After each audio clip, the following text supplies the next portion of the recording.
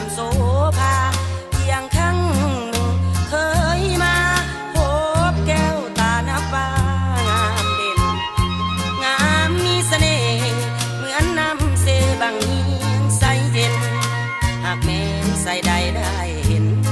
คงบ่เป็นสาวเมืองสองคอนสุดฮักแสนแพงสาวแก้มแดงที่อายไม้ปองจำได้บ่นวลน้องคืนสองเฮาสัญญาสาบานแสงจันทร์ใสส่องอายและน้องบอกรักต่อกันฟ้าดินสวยเป็นพยาน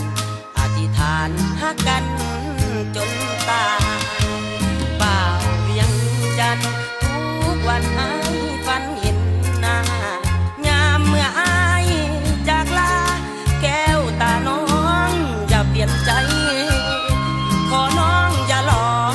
ให้ศอกซ้ำละกันสวงใน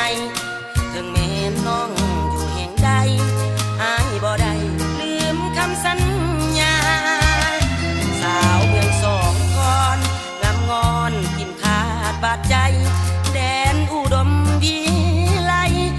งามน้ำใจพ่อแม่ประสาอีกธรรมศาสตร์หน้าสว่างสุดพันละนาบ่นานอายจะกลับมาสู่ขอแก้วตาสาวเมืองสองคอ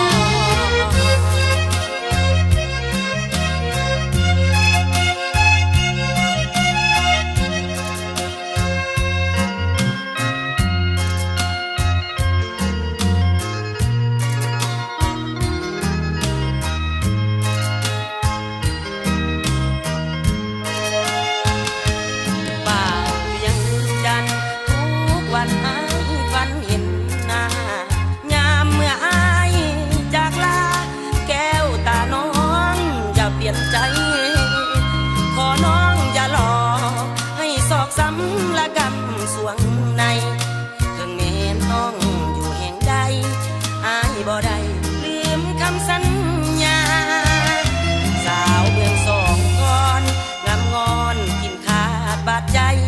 แดนอุดมวิไลงามน้ำใจพ่อแม่ประสาอีกธรรมศา